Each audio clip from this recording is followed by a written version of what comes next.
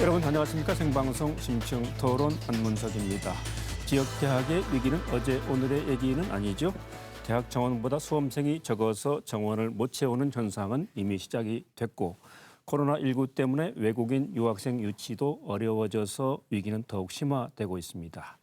지역대학의 위기는 곧 지역의 위기이죠. 그런 만큼 햇볕 마련이 절실한 상황인데요. 오늘 생방송 심층 토론에서는 지역 대학들이 실제로 어떤 어려움을 얼마나 겪고 있는 것인지 또 이런 문제들을 해결하기 위해서는 어떤 대책들이 필요한 것인지 깊이 토론을 해보도록 하겠습니다. 시청자 여러분도 의견을 주시기 바랍니다. 의견을 주시면 자막으로 소개를 해드리겠습니다. 그럼 준비된 영상을 잠깐 보시고 토론 시작할까요? 지방 거점 국립대학인 전북대학교.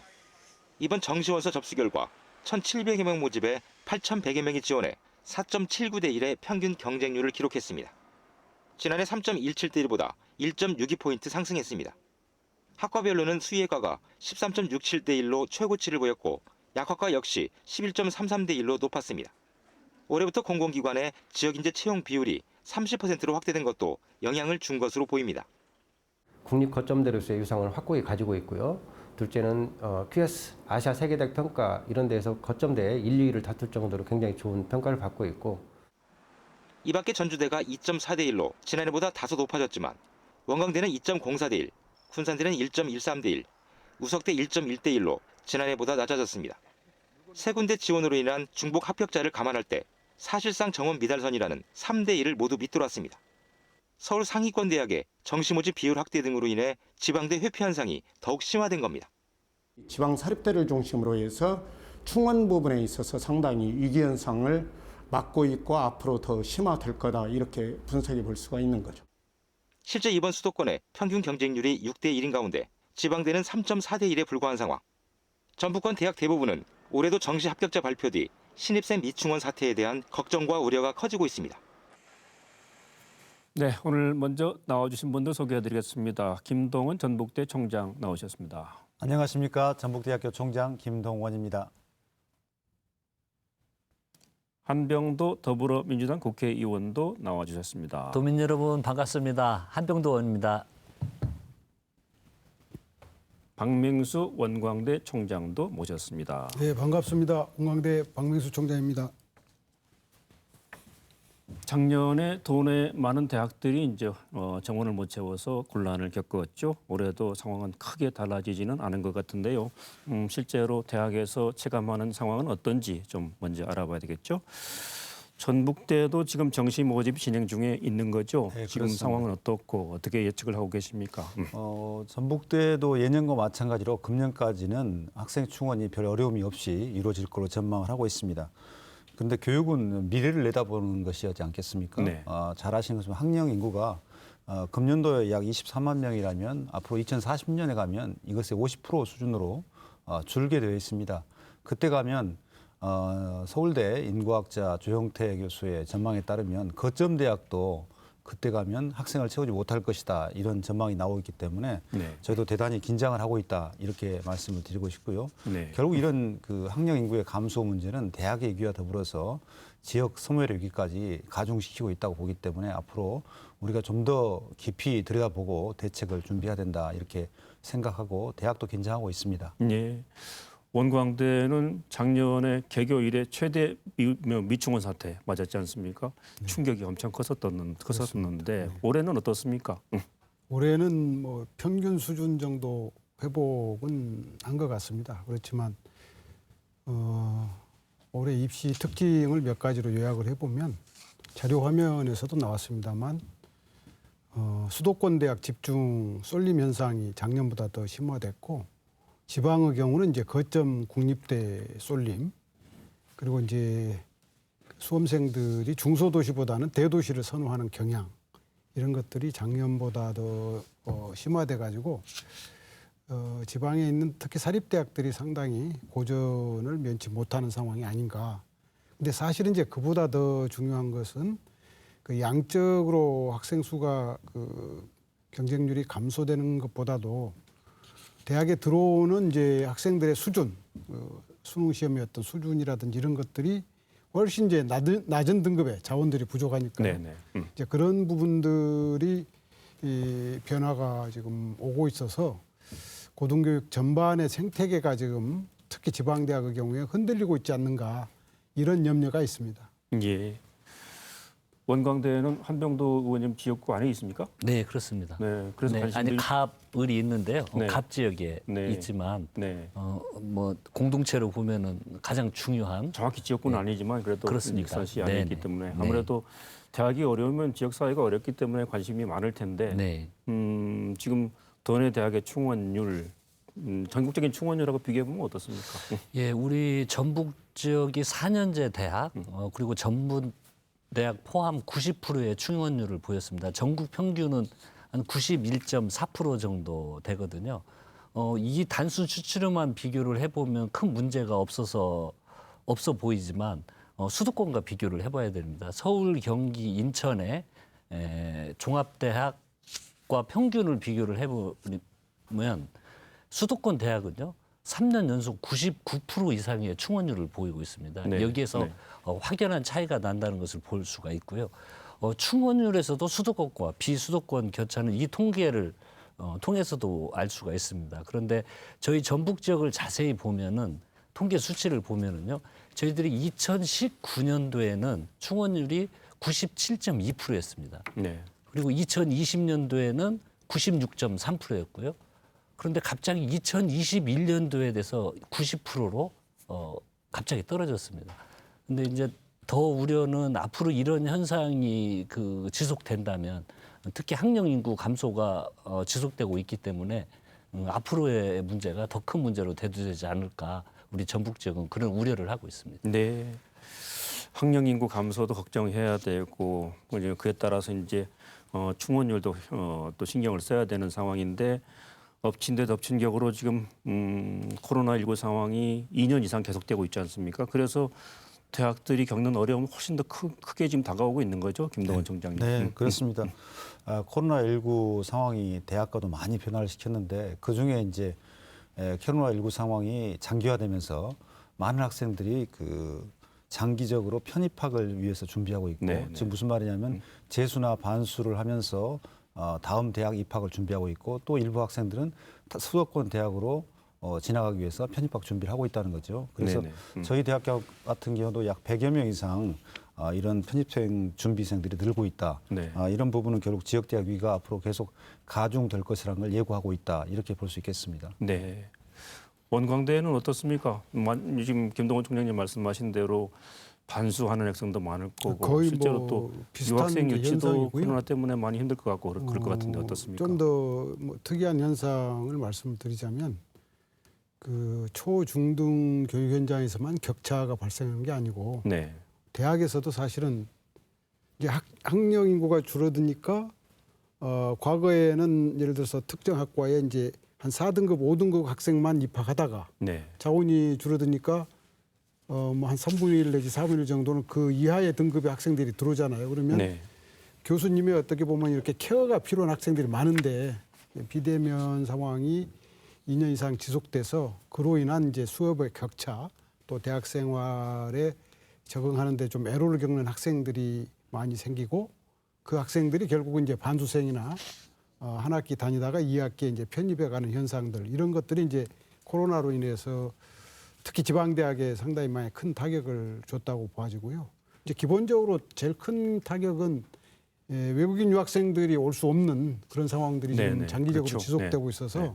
그런 부분이 특히 또 지방대학의 어떤 어려움을 가중시키고 있다고 봐집니다. 이제 대학의 위기는 뭐 여러 가지 원인에서 나오는 거죠.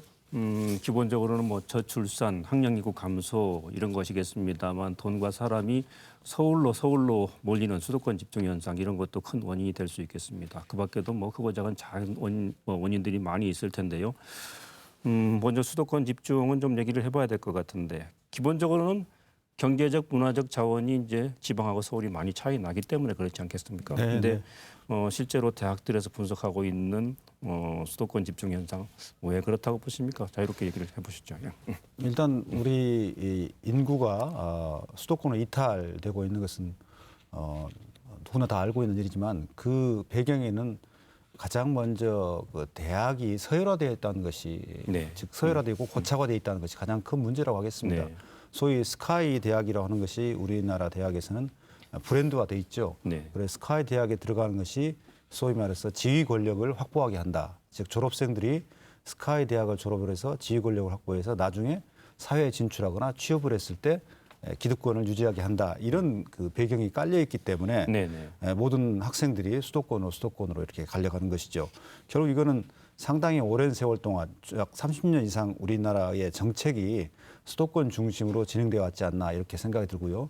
잘 알고 있지만 최근에도 수도권의 집값 하동으로 인해서 예. 수도권의 아파트, 수도권 주변의 위성도시를 더 많이 만들겠다는 대책이 나오고 있고 또 아울러서 아파트 공급 뿐만 아니라 최근에 발표된 GTX 노선의 확장 네. 이런 모든 것들은 결국 모든 인구를 수도권으로 집중하게 하는 것이지 않겠습니까?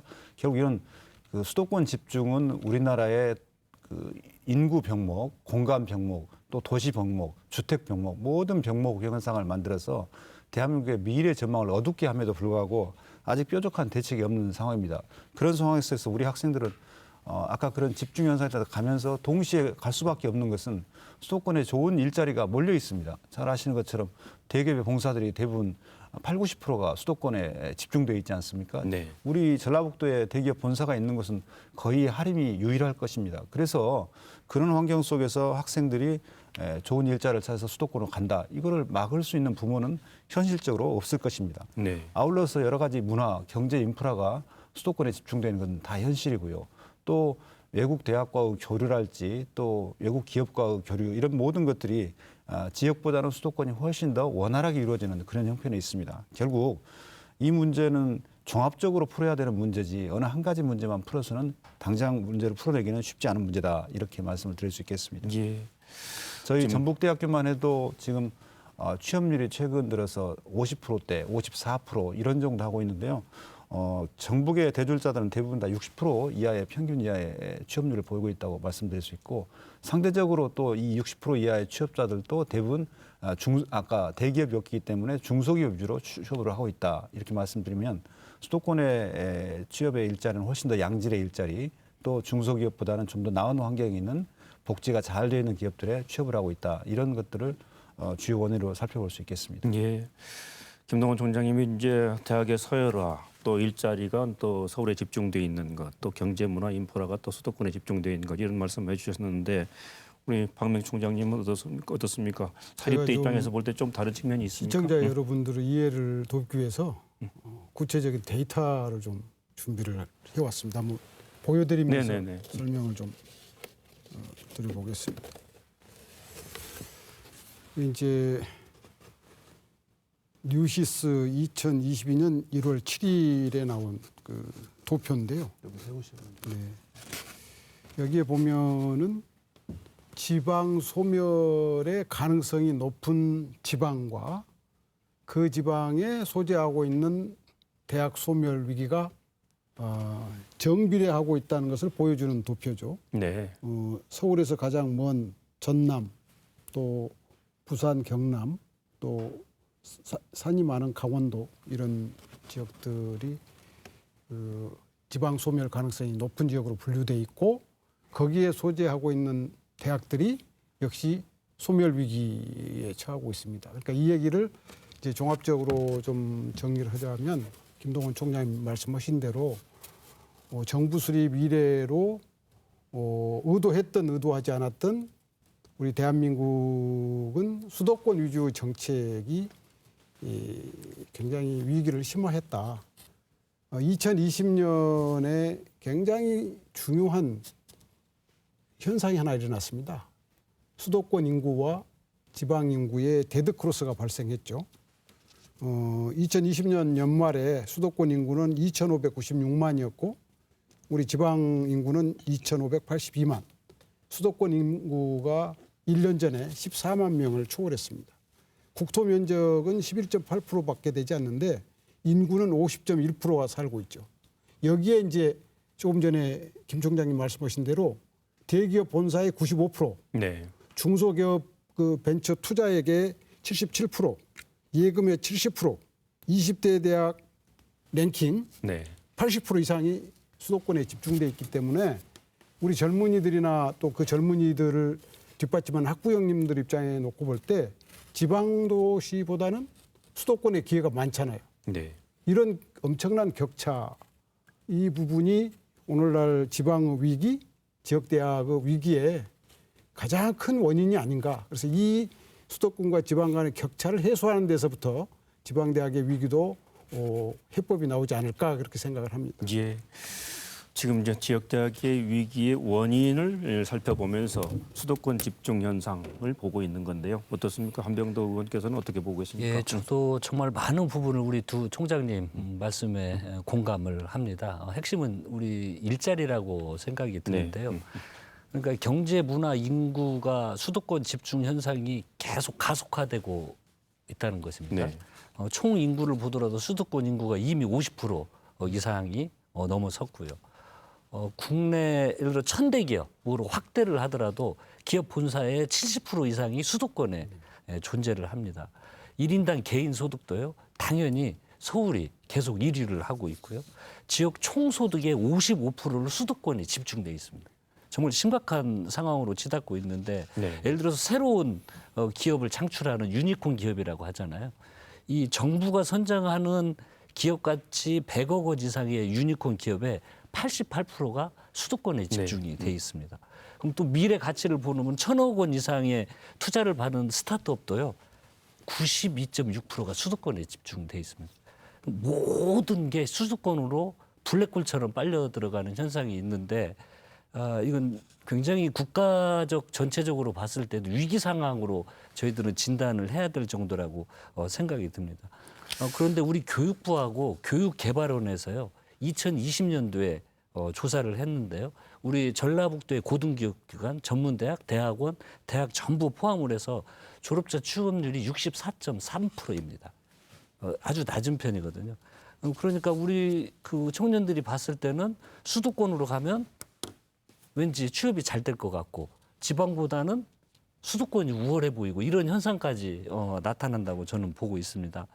그런데 서울 수도권에 대학을 나온다고 바로 취업으로 연결되는 게 아니고 그 속에는 또 무한 경쟁이 있는 것이거든요. 그래서 이건 지금 저희들이 이 교육 문제뿐만이 아니고 사회 전체 지금 한국 사회가 안고 있는 가장 큰 구조적인 문제는 저는 수도권과 비수도권의 격차 차이. 네. 그리고 이 격차 차이는 계속 심화되어 가고 있다는 게 더욱더 큰 저는 위기 상황으로 보고요. 국가적인 어떤 정책의 역량을 저는 이 차이를 극복하는데 투여해야 된다고 생각을 합니다. 지금 말씀하신 대로 이제 격차가 큰 게 제일 문제인데 격차를 줄이는 작업은 정부가 해야 되겠죠, 일차적으로. 그다음에 지자체가 해야 되고. 근데 이제 지역사회에서 그래도 대학도 노력을 좀 해줘야 되는 거 아니냐. 신기술을 개발해서 창업 많이 하고 일자리 개발하고 그런 노력을 좀 해주는 게 좋지 않겠느냐 하는 요구들이 있는 것 같아요. 그런 부분에 대해서 어떻습니까? 전북대도 많이 노력을 하고 있습니까? 네, 굉장히 많은 노력하고 있고요. 저희 대학뿐만 아니라 지역에 있는 모든 대학들이 노력하고 있습니다. 좀 더 근본적인 왜 이런 노력을 해야 되냐 보면 국가나 기업, 정부는 국가 발전을 위해서 사회학자들의 표현을 빌면 대학이나 국가, 기업은 일종의 지휘 권리가 아니라 창조 권력으로 작용이 될 때 국가 사회가 발전한다. 이렇게 이야기를 하고 있습니다. 무슨 말이냐면 미래를 위한 새로운 먹거리, 새로운 지식을 창조해야만이 이 국가 사회가 발전하는데 결국 지역 사회도 발전하기 위해서는 대학이 이 지역 사회 미래를 위한 새로운 지식을, 새로운 먹거리, 새로운 일자리를 만들어내야지 즉 창조 권력으로서 역할을 해내야지 발전한다는 것이죠. 그런 부분을 잘 자각을 하고 있고요. 그래서 저희 전라북도의 대표적인 특화 산업이라 할 수 있는 탄소 산업, 또 수소 에너지 분야, 또 신재생 에너지, 태양광, 풍력, 또 이런 수소 이런 부분을 관련해서 저희 전북대학교는 특화된 학과들을 육성하고 있고 또 정부의 많은 사업들을 유치해서 인력들을 양성해내고 있습니다. 그나마 이런 대학의 활동들이 그리고 지자체와 협력한 이런 공동사업이 이루어지고 있기 때문에 지역에 있는 중소기업들이 명맥을 유지하고 있다. 그런데도 어려운 것은 잘 보시면 우리 지역에 취업했던 우리 우수한 인재들이 한 3, 4년 했으면 경력 인재가 돼가지고 수도권의 기업으로 또 유출을 합니다. 이게 정말 안타까운 현실인데요. 그 학생들을 잡아둘 만한 문화 여건이나 혹은 개인의 연봉 또 이런 환경들이 되지 않기 때문에 결국 수도권으로 이 학생들이 또 이탈이 네. 두 번째 이탈이 이루어지는 것이죠. 경제 인구의 실질적인 이탈이 이루어지는데 이 부분이 굉장히 어려워서 앞으로는 좀 더 이 재직자에 대한 교육의 강화, 그리고 평생 학습 이런 부분도 대학이 많이 눈을 떼야 될 것이다 이렇게 생각을 하고 있습니다. 물론 학생들의 취업을 강화시키고 지역 기업에 대한 이해를 높이기 위해서 학생들과 더불어서 총장도 학장도 매번 기업들을 방문을 하고 있습니다. 그러나 이런 노력은 아마 저희들이 하기에는 어느 정도 이제 한계가 오지 않았나 이런 생각이 들고요. 좀 더 지역을 살릴 수 있는 특단의 대책들 그리고 지역에서 우리 인재를 키워서 지역에 정착시켜서 지역 기업을 육성시키는 어떤 선순환 구조 이런 플랫폼을 만들지 않으면 앞으로는 희망이 없다 이런 전망을 좀 해보고 싶습니다. 네. 원광대는 어떻습니까? 국가식품 클러스터도 있고 화림도 있고 하니까 이런 쪽으로 특화를 하면 좋을 것 같은데 그런 작업도 열심히 하고 있습니까? 그동안에 이제 지역 대학이 지역과의 상생을 하기 위해서 대학 스스로도 열심히 노력한 부분도 있고 또 정부 각 부처에서도 다양한 지원 사업을 통해서 노력을 해왔죠. 뭐 링크 산학협력 선도대학 지원 네. 사업이라든지 또 중소기업 벤처부는 그 창업지원단에 대한 지원이라든지 네. 또 고용노동부는 대학 일자리 플러스 센터라든지 또 과기부는 이제 소프트웨어 중심 대학 사업이라든지 이런 게 해서 그 대학과 지역이 상생을 해서 그 지역에서 필요한 인재 양성이라든지 또 재학생들의 취업 알선 이런 것을 상당히 그 노력을 경주해 왔습니다만 이게 이제 개별 대학 중심으로 네. 또 개별 파트와의 어떤 협력이어 가지고 우리 전북 지역이 가장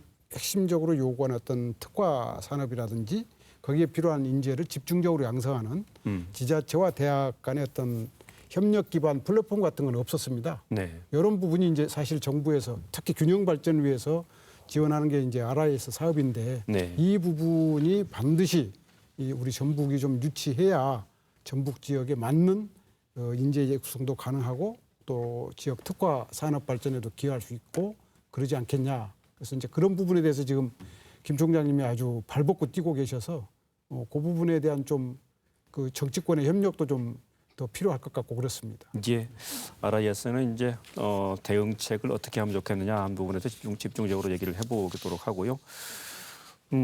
지금 한병도 의원께서는 여당에 계시기 때문에 나름대로 이제 대책을 많이 생각할 것 같은데 우선 지금은 이제 지역 대학의 위기 그 원인을 보는 쪽이니까요. 교육부가 나름대로 이제 대응책을 세워 나가야 될 텐데 근본적인 해결책보다는 수험생이 줄어드니까 정원 감축하자 이런 쪽으로 계속 단순한 대응을 해오지 않았나 하는 생각이 들어요. 그래서 지역 대학이 더 크게 어려워지지 않았나 하는 생각도 들거든요. 어떻습니까? 그런 부분에 대해서는. 예, 지금 우리 한국 사회에 처한 상황이 일단 전체 총 인구가 감소를 하고 있고요. 학력 인구가 감소를 하고 있기 때문에 교육에서는 어떤 그 정원을 감축해야 된다는 어떤 현실적인 부분은 인정하는 부분도 있습니다. 네. 근데 자세히 조금만 더 들여다보면 결과적으로 지방대학하고 전문대학을 중심으로 정원 감축이 급격히 진행되었다는 게 문제입니다. 지방대학과 네. 중앙대학, 그 수도권 대학은 에 비해서 지방대학은 정원 감축 문제가 훨씬 민감한 문제거든요. 그런데 여기에 집중돼 있다는 게 문제이고요. 그리고 입학 자원이 감소가 돼야면 대학이 교육이 뭐 좀 열악해지고 연구도 부실해지고 결국은 우리 학생들을 비롯한 또 피해가 따라지는데 지방 대학은요 수도권과 다르게 아주 중요한 포인트가 있습니다.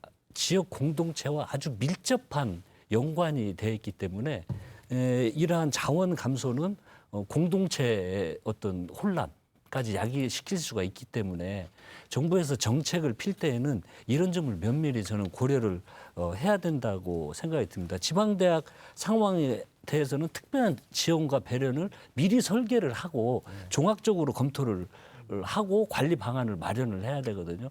그리고 정원 감축 문제도 이러한 측면에서 저는 접근을 해야 된다. 이렇게 생각이 듭니다. 물론 우리 대학도 뭐 교육과정을 개편한다든지 학과를 통폐합한다든지 뭐 대학 간의 통합을 논의한다든지 그래서 스스로 교육 정책을 어떤 그 교육 경쟁력을 강화하는 자구 노력을 할 필요는 같이 있다고 생각이 드는데요. 정원 감축 문제에 있어서 정부는 이런 기본적인 좀 개념 정리를 하고 접근을 했으면 좋겠다는 생각이 듭니다. 네. 지금 말씀하시니까 뭐 교육부가 매년 재정 지원 사업 하지 않습니까? 근데 거기에는 뭐 정원 감축해라, 학과 통합한다, 그러면은 가점을 준다 이런 얘기는 있지만 실제로 이제 새로운 환경에 적응하려면 고등교육이 이런 쪽으로 나가야 된다. 거기에 대해서 지원해주겠다. 네. 그러면 뭐 대학에 충분히 자유권도 주겠다. 이런 포지티브한 전략은 별로 없는 것 같거든요. 네, 그런 부분에 대해서는 어떻게 보십니까? 네, 우리 대학에 대한 정원 감축이 2015년에 1주기 대학 부조개혁이라는 사업으로 됐었고요. 그다음에 2018년에 2주기 대학 부조개혁이 있는데 2015년에 했던 것은 박근혜 정부 때 이루어진 대학 부조개혁 아니겠습니까? 네. 그때 정원 감축했는데 이때 처음 정원 감축을 약 6만 명이 했습니다. 근데 이때 문제는 우리 한 의원님께서 지적하셨다 보지 미래 대학을 어떻게 살릴 것인가에 대한 마스터 플랜, 어떤 정책이 없이 일단 줄어드는 학생을 그냥 줄이는 것에 불과했다는 것이죠. 네. 그다음에 또 하나 더 큰 문제는 지역과 수도권을 구별하지 않고 전국을 똑같은 평가 기준으로 그냥 네. 평가했다는 겁니다. 아니 고등학생하고 대학생하고 초등학생 놔두고 평가를 하면 어떻습니까? 당연히 대학생은 좋은 평가를 받고 초등학생은 평가가 안 좋을 네네. 하죠. 그러면 초등학생이 어떻게 대학생으로 살아날 수 있을 것인가에 대한 대책을 마련해 놓고 그다음에 이 평가를 해야 되는데 이 평가 설계 자체가 잘못됐다. 그렇게 해서 박근혜 정부 때 이루어진 대학 부조 개혁은 정말 크게 문제가 있었다는 말씀을 드리고요. 다행히 2주기한 문재인 정부 때 대학 부조 개혁은 약간 그보다는 나았습니다. 즉 하위권 대학만, 즉 어차피 없어질 대학에 대해서만 감축을 했기 네네. 때문에 좀 나은 측면이 있지만 그래도 근본적으로 이거는 아까 말씀한 것처럼 대학을 어떻게 살릴 것에 대한 그 기본적인 정책이 먼저 나왔어야 되는데 선후가 바뀌어서 감축부터 먼저 했다. 이런 부분이 좀 지적이 되고 싶습니다. 그래서 앞으로 대학 부조정 평가는 우리가 부조정이라 얘기하는 쓰지 말자. 대학 역량 진단 평가자 이렇게 하자는데 역량을 진단해서 앞으로 어떻게 나갈지 컨설팅 해주자. 사실은 작은 대학도 저희는 큰 대학이지만 작은 대학도 작은 대학으로 나갈 그 명분이 있고 사회적 존재 가치가 있습니다. 종교 분야의 대학들도 종교 분야에서 사회적 역할을 해야 될 대학의 가치와 존재 이유가 있고요. 사립대학은 사립대학대로, 국립대학들은 국악대로 각각의 목적이 있거든요. 그러면 그 목적에 합리적으로 가장 부합하게 정책을 펼 수 있도록 진단을 하고 컨설팅을 해서 대학의 미래사회에서 나갈 수 있게 해줘야 되거든요. 그래서 그러다 보면 자연스럽게 학령 감소에 따라서 인구는 줄어들지만 각 대학이 살아날 방향은 빨리 찾아나갈 수 있다. 거기에 대한 대비를 할 수 있다. 근데 이 부분이 좀 미흡이었다는 것이 많이 아쉽다. 그렇게 지적하고 싶습니다. 예. 박 총장님 어떠세요? 제가 표현하는 말로는 대학 평가 제도가 여전히 기울어진 운동장이죠. 네. 조금 전에 이제 초등학생, 중학생, 고등학생 이런 식으로 말씀을 하셨는데 대학도 사실 체급이 있거든요. 대형 대학 네. 있고 중소규모가 있고 4년제 대학 있고 전문대가 있고 그러는데 또 지방 대학이라고 그래도 그 지역별 격차가 있잖아요. 아까 한 의원님께서 말씀하신 대로 지방별로 지역별로 소득 격차도 있는 거고 네. 그러면 전북 같은 경우에 이제 상당히 조금 여건이 어려운 측면이 있는데 그런 어떤 균형 발전 지수라 그럴까 이런 부분들을 좀 적절히 고려해서 평가를 해야 되는데 일률적으로 이제 평가를 한 측면이 있었습니다. 구체적으로 이제 좀 숫자를 가지고 말씀을 올리면 2019년에 이제 1주기, 2주기 평가에 대해서 정의당의 여영국 의원이 국회에서 토론을 한 적이 있는데 예. 그 두 번에 걸친 평가에서 수도권 대학은 정원의 2 내지 3%밖에 감축이 안 됐고 전체 정원에 지방 대학은 17.5%를 감축을 했습니다. 그러니까 수도권 대학에 비해서 지방 대학이 적게는 5배, 많게는 8배까지 감축을. 네. 이게 지방 대학이 죽을 수밖에 없는 거죠. 그러니까 어떻게 보면 현재 그 대학 평가 제도라고 하는 것이 기울어진 운동장, 다른 말로 말하면 어떻게 보면 좀 가혹하게 표현한다면 지방대 죽이기 아니냐.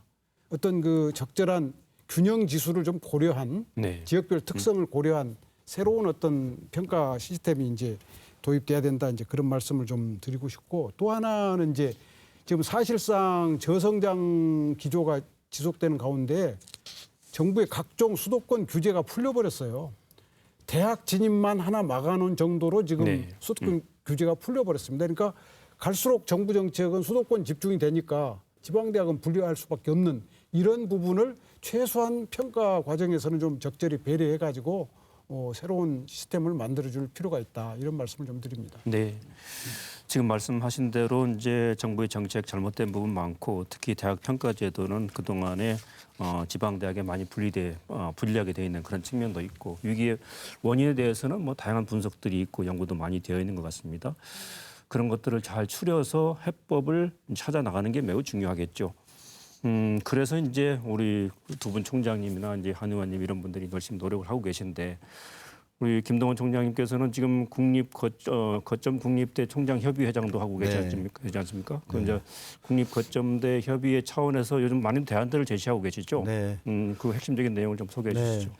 이제 국립대가 똑같아 보여도 사실 국립대 간에도 많은 차이가 있습니다. 예를 들면 가장 큰 국립대로서 주목을 받고 있는 서울대. 서울대는 1년 예산 약 1조 5천억 정도 됩니다. 다른 지역에 있는 거점 국립대는 저희는 1년에 예산 약 5천억 정도 되고요. 네. 이걸 1인당 학생 교육비로 따져보면 서울대는 1년에 약 4,800만 원 1인당, 그리고 지역 거점대는 약 1,800만 원. 그리고 3배 이상의 격차가 나는 거죠. 그러니까 항상 서울대는 3배 이상의 예산을 주면서 잘하고 있는 것이고 나머지 지역에 있는 거점대들은 3분의 1을 예산을 주면서 잘해보라, 왜 이렇게 못하냐, 이렇게 하는 형국이 되어 있기 때문에 이 부분을 좀 획기적으로 개선을 해야 될 필요가 있다. 그래서 첫 번째 제안한 것이 국립대학법 제정인데 네. 이 골자는 지역에 있는 국립대학들, 국공립대학 예산 수준을 지금 서울대와 인천대가 법인화되어 있는데 법인화된 대학들의 평균 수준으로 올려달라. 그러면 현재보다 서울대 한 80% 수준 정도 예산을 지원할 수 있게 되는데 최소한 그 정도는 해줘야 될 거 아니냐. 같은 네. 국립대인데 어떻게 차별할 수 있냐. 국민의 세금으로 운영하기 때문에. 그러면서 첫 번째 국립대학법 제정을 요청을 했고요. 두 번째는 이제 지금 지역에 결국 많은 학생들이 취업을 해야 하는데 공공기관을 이제 우리 노무현 정부 때 이전을 해서 혁신도시를 조성해놨는데 혁신도시에 들어온 많은 공공기관에 지역 인재들이 지금 최대 30%까지 들어갈 수 있게 돼 있습니다. 그러나 이거 갖고는 부족하다. 지역 인재를 더 많이 해야 된다. 더 많이 취업시켜야 된다 볼 때 저희는 30%, 즉 이전 지역의 공공기관에 30%를 취업시키지만 이전하지 않은 지역의 학생들도 이 이전 지역으로 약 20%를 추가하자. 즉 무슨 말이냐면 전북 지역에 있는 연금공단이나 국민연금공단이나 또 전기안전공사 이런 기업에 타 지역의 학생도 통합을 해서 한 20% 정도 뽑자. 네. 그러면 평균적으로 50%의 지방 학생을 뽑는 효과가 있다. 그래서 지역 채용 의무제를 개선하자. 즉 혁신도시법을 개정해서 네. 지역 채용 인재 채용 의무제를 30+20으로 즉 50%까지 확대하자는 것이 아니고요. 세 번째가 오늘 아침에 저도 이제 국회에 가서 또 포럼에 가서 주장을 하고 왔는데 지역에 있는 거점 대학들을 서울대 수준으로 만들자. 즉 서울대 10개 만들지 프로젝트를 하자. 이런 내용이 되겠습니다. 지금 무슨 말이냐면 지역에 있는 거점 대학의 무슨 역할을 하고 있냐면 지역에 있는 중견 기업들의 핵심적인 역할을 지금 길러내는 역할을 하고 있습니다. 우리 중견 기업들은 지역에 있지만 세계 20개국 이상에 수출하는 기업들이 많이 있습니다. 그 말은 무슨 말이냐면 우리 기업들이 세계 속에서 살아남기 위해서는 세계 인류의 제품을 만들어야 되고 세계 인류의 제품을 만들기 위해서는 여기에 종사하는 전문 연구원들은 세계적 수준이란다는 이야기거든요. 그러면 결국은 그 역할은 누가 하냐면 지역의 대학들이 할 수밖에 없습니다. 그런 역할을 하기 위해서는 지역에 있는 거점들이 최소한 서울대 같은 수준으로 하자. 그러나 모든 분야를 서울대처럼 백화점식으로 다 키울 수는 없으니까 특성화를 시켜서 일부 분야를 서울대 수준만큼 연구비를 올리고 또 교수 봉급도 그만큼 올리고 또 교수 승진 요건도 그렇게 까다롭게 해서 인류대학으로 만들자. 그렇게 되면 지역에 있는 기업들이 좀 더 빠른 시간에 아까 우리 한 의원님께서 유니콘 기업 이야기하셨는데 기업의 가치 100억 달러 우리 돈으로 하면 1조 원 정도 되는 기업을 만드는 건 굉장히 어렵습니다. 지역에 전라북도에 유니콘 기업이 하나도 없죠. 그러나 지금은 IT의 시대고 정보통신혁명의 시대입니다. 얼마든지 그런 기술을 활용하면 지역에서도 세계적인 기업을 만들 수 있다고 생각하고 우리 지역에서 유니콘 기업들을 만들어내는 시대가 될 때 비로소 지역 균형 발전이 이루어진다고 볼 수 있는 것이고요. 그를 위해서 저희들이 제안한 내용들이 오늘 아까 말씀 그 서너 가지가 되겠습니다. 예. 박명수 총장님은 지금 비수도권 7개 권역총장 협의회 연합에서 전북지역 회장을 맡고 계시네요. 거기서 제시하고 있는 내용들도 또 우리가 주목을 해야 될 것 같은데 어떤 내용들이 주로 있습니까? 조금 전에 말씀하신 김동원 총장님께서 말씀하신 네. 국립대학 입법 제정 네. 저희들도 똑같이 찬성하고 있고요. 네. 지역인지 할당제도 찬성을 하고 있고 네. 저희들이 새롭게 내건 조항 중에 가장 핵심적인 것은 사립대학법도 똑같이 국립대학 수준으로 제정을 해야 된다. 네. 왜냐하면은 전국에 지금 4년제 대학이 200개 있습니다. 네. 그중에 사립대학이 153개입니다. 75%가 넘습니다. 전문대학까지 포함하면 80%가 넘죠. 네. 이걸 이제 다른 말로 표현하면 대한민국의 고등교육은 사립대학이 다 전담하고 있다.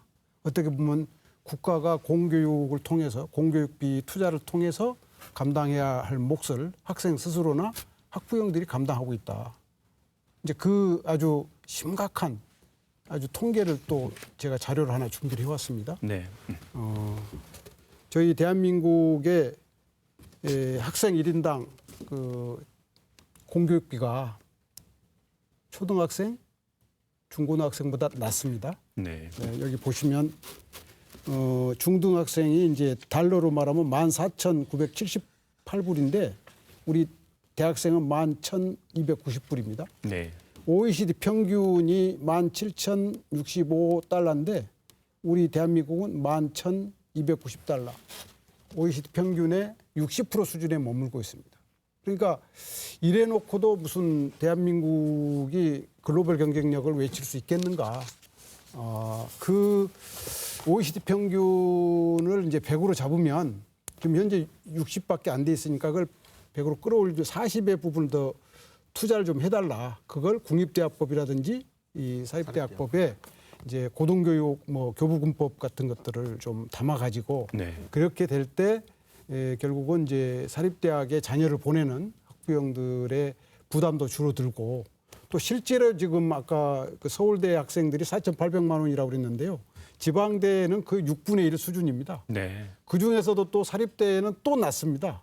그런데 사실은 그러니까 국가가 부담할 몫을 학생과 학부형이 부담한 이 부분은 앞으로 좀 고등교육 교부금 제정을 통해서 빨리 해소돼야 될 과제가 아닌가 그런 내용들을 이제 비수도권 대학 127개 대학 총장들이 뜻을 모아서 지난 1월 19일에 이제 국회에서 기자회견을 하고 여야 원내대표님들께도 전달을 해서 반영이 될 수 있도록 지금 뛰고 있습니다. 이제 지금 두 분 총장님 말씀하신 거를 다 실현하려면 우리 한병대 의원님이 열심히 뛰셔야 될 것 같은데요. 예, 열심히 뛰어야 될 것 같습니다. 예.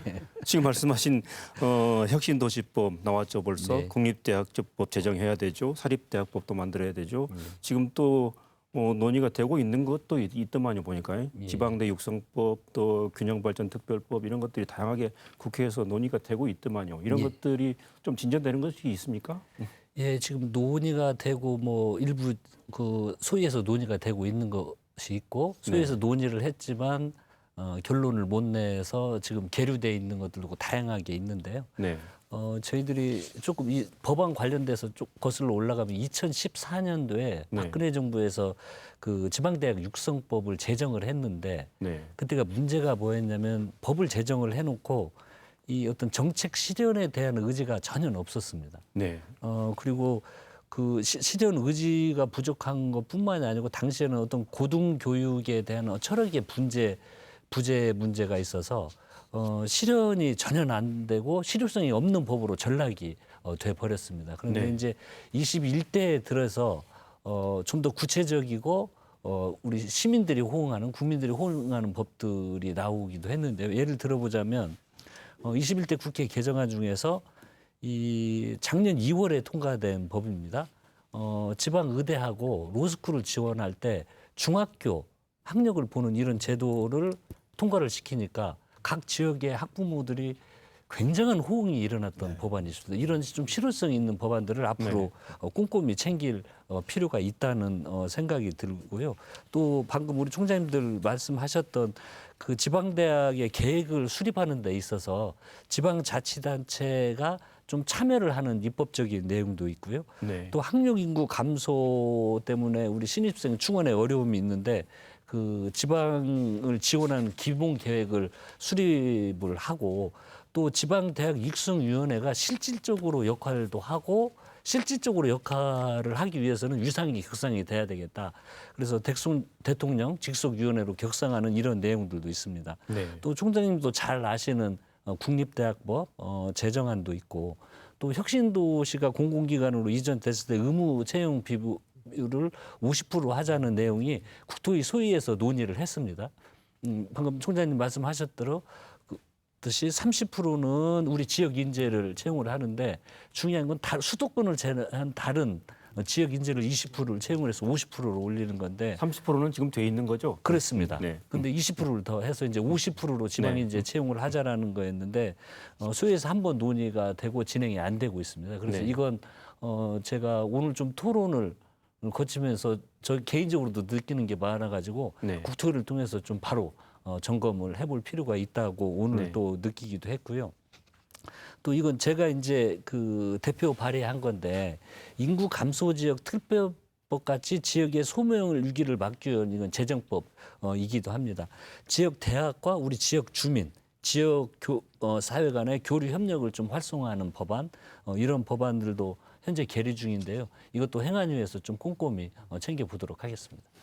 지금 말씀하신 걸 잘 챙겨 보시면서 우리 두 분 총장님 말씀하신 걸 실현하면 지역 대학이 살 수 있는 길이 좀 생길 것 같습니다. 모처럼 대표님 오셨으니까 건의 하나 드려도 될까요? 네, 지금 네. 바로 하시죠. 막 그 지방의 이 국립대학하고 사립대학 간에 어떤 그 교육 생태계가 서로 협력 관계가 되면 좋겠다는 생각을 합니다. 그래서 네, 국립대학은 이제 기초 연구라든지 좀 그 인문 연구라든지 또 네. 장기간 프로젝트라든지 이런 것들을 중심으로 하고 사립대학은 좀 실용. 네, 그래서 이제 실용 부분에 지금 정부가 권하는 것이 성인학습자 수용 프로그램이라든지 평생교육이라든지 이런 부분들은 좀 국립대에서 대거 양보를 해가지고 지방 사립대도 좀 그걸 통해서 살 길을 찾을 수 있도록 그건 조금 교통 정리를 한번 해주시면 좋겠습니다. 예, 네. 동의합니다. 예. 네. 그런 거는 잘 좀 메모를 법안을 하시면 좋을 것 추진하는 같습니다. 과정에서요. 지금 우리 그 사립대학 또 국립대학 총장님들이 저희 원내 대표를 만나고 간 내용을 저도 보고를 받았습니다. 네. 그리고 또 그 내용은 제가 점검을 해야 되기 때문에 네. 두 총장님 말씀하신 내용을 네. 좀 토론하는 과정을 거친다든지 네. 또 상임위에서 진행되는 법안들이 있을 때 제가 이제 모든 상임위에서 이 관련된 법안들을 전부 점검을 한번 해보겠습니다. 그래서 네. 필요하면 또 연락을 드리고요. 상임위에 와서 좀 발언도 하시고 또 토론도 주최하도록 제가 적극적으로 추진을 하도록 하겠습니다. 제가 6월까지는 원내 수석이니까요. 네. 이걸 할 수 있는 가장 그 유리한 위치에 있습니다. 네. 이건 꼭 챙겨보도록 하겠습니다. 그 권한을 잘 활용하셔서 지역 네. 대학을 살리는 일을 좀 실효적으로 했으면 좋겠습니다. 꼭 그렇게 하도록 네. 하겠습니다. 시간이 얼마 안 남아서요. 앞에 우리 박명희 총장님 잠깐 얘기했던 그 RIS 사업 이거는 좀 우리 김동원 총장님이 이게 어떤 내용인지 왜 해야 되는 것인지 이게 하려면 또 어떻게 해야 되는 것인지 설명을 좀 해주셨으면 좋겠습니다. 이 RIS 사업은 이제 지자체 대학 협력 플랫폼 구축 사업이라고 이렇게 이야기하는데요. 네. 지금까지 교육이 대학은 대학대로, 즉 국립대는 국립대로 각자 도생을 위한 교육을 했다면 앞으로 지역의 인재는 같이 키우라는 거죠. 우리가 초등학생들, 중학생 키울 때 마을 공동체에서 아이를 키우듯이 네. 이제 우리 대학생들도 지역의 교육 공동체가 함께 힘을 합쳐서 인재를 육성하라는 것입니다. 예를 들어 보면 전라북도의 수소 에너지 분야에 인재를 키운다 그러면 전북대학교 어느 학과에서 키우는 것이 아니라 우리 지역의 교육 공동체를 만들어서 공동의 교육 커리큘럼을 만들고 거기에 필요한 과목들 아젠다를 기업들이 발굴하고 또 거기에 필요한 교수들은 전북대, 군산대, 원광대 같이 합쳐서 전체 교육을 하라는 이야기죠. 네. 이런 걸 각 분야별로 이렇게 만들어 놓으면 이제 교육은 전부 지역이 공동이 함께 힘을 합쳐서 한다. 네. 이런 구조가 되기 때문에 국사립 간의 협력 체제 또 국립대학 간의 자원의 효과적인 활용 이런 등등이 굉장히 합리적으로 이루어질 수 있다고 봅니다. 근데 이를 위해서 지금 현재 정부에서 광역 지자체 같은 경우 국비 300억, 그다음에 대응 자금 플러스 30%에서 약 네. 400억 원의 예산 지원합니다. 그걸 5년 동안 하니까 약 2천억 원의 예산 지원한다는 이야기 아니겠습니까? 네. 이런 정도가 되면 지역 교육 공동체 구축하는 데는 굉장히 큰 탄력을 받을 수 있다. 그런데 한 가지 이 사업은 2년 전에 이미 시작돼서 네. 광주 전남이나 경남 같은 경우 이미 시작을 했어요. 그렇기 때문에 먼저 거기는 지역협업위원회, 지역교육공동체가 만들어지고 교육을 위한 거버넌스가 형성이 되고 있습니다. 그런데 우리는 아직 그 부분이 전혀 논의가 되고 있지 않거든요. 네. 또 지금 원격 교육의 시대에 맞춰가지고 지역의 여건이 어려운 사립대에 대한 교육을 지역 거점대나 국공립대가 감당해야 할 부분이 있는데 그걸 효과적으로 해줄 수 있는 체제가 지금 만들어지고 있지 않습니다. 이런 부분은 우리 지역이 굉장히 좀 늦는데 좀 빨리 힘을 합쳐서 지자체와 대학, 기업, 혁신기 같은 힘을 합쳐서 금년은 꼭 사업을 좀 따올 필요가 있다. 그렇게 해서 전라북도에도 교육 공동체가 지역 교육 공동체가 형성이 되게 함께 힘을 모아줘야 된다. 이런 말씀을 드리고 싶습니다. 예, 지금 또 정리할 시간이 됐네요. 벌써 간단히 이제 그동안 못하신 말씀 또 강조하고 싶은 얘기 있으면 마무리 발언으로 정리해 주시죠. 한 40초, 50초 정도 하시면 되겠습니다. 한경도 의원부터 예, 하시겠습니다. 방금 총장님 말씀하신 그 RIS 사업 같은 경우에는 뭐 경남, 광주, 전남, 충북 굉장한 성과를 내고 있습니다. 예를 들어서 경남 같은 경우 제조업인데요. LG전자가 이 플랫폼이 형성이 되면서 20명을 채용을 하는데 그 연계 프로그램에 12명을 지역 인재로 채용을 해서 우리 전북이 저번에 도전을 하지 못했는데 복수형으로 했기 때문에 도전을 못했습니다. 그런데 빨리 거버넌스를 구성해서 적극적으로 했으면 좋겠고요. 오늘 토론을 통해서 제가 느낀 것은 지방 대학의 위기는요, 바로 지역 공동체의 위기와 직결돼 있습니다. 그래서 정말 국가적 의제로 더욱 부각이 돼야 되고 관련 법안들도 더욱 꼼꼼히 챙겨서 네. 좀 해결 방안을 함께 모색하도록 하겠습니다. 네. 박명수 총장님도 마무리 저는 발언 해주시죠. 한 대표님께 좀 힘을 실어드리는 말씀을 드리고 싶은데요. 그 최근에 창작과 비평에서 이제 지방하고 수도권의 격차라든지 이 불평등 문제 전문가 토론에서 놓고 보면 대한민국 그동안의 그 건국 이래로 가장 획기적인 정책이 노무현 정부 때 국토 균형 발전 정책이었다. 근데 그게 자꾸 후퇴되는 감이 있다. 지금 현재 그보다도 더 좀 강도 깊은 균형 발전 정책이 필요한 시점이다. 그래서 지금 말씀하신 대로 결국 지방대학 위기는 지역의 위기고 지역의 위기는 결국은 중앙의 위기고 나라 전체의 위기이기 때문에 이걸 국가 아젠다로 삼아서 하여튼 새로운 좀 정책들이 균형 발전 정책들이 좀 강력하게 추진되기를 건의드리겠습니다. 네. 김동훈 총장님도 예. 마무리 발언해 주시죠. 많은 사람들이 이런 이야기를 합니다. 지역의 대학에 재정적인 투자를 해서 살아날 수 있느냐, 수도권에 비해서 언제 가느냐 이런 좀 비판을 하시고 자주 섞인 말씀을 합니다. 그러나 우리는 많은 사례들을 가지고 있습니다. 지역의 대학들이 성공한 사례들도 보고 있고요. 또 미국이나 독일의 대학들이 서로 균형 발전할 수 있는 많은 정책들을 보고 있습니다. 동독에 있는 드레스덴 대학이 동독을 키울 수 있는 전후 30년의 역사를 바꿔놓는 이런 독일 경제를 바꾸는 큰 역할을 했듯이 대한민국도 지역에 있는 대학들이 바꿔놓을 때 비로소 대한민국의 국가 발전이 이루어진다 이렇게 말씀을 드리고 싶고요.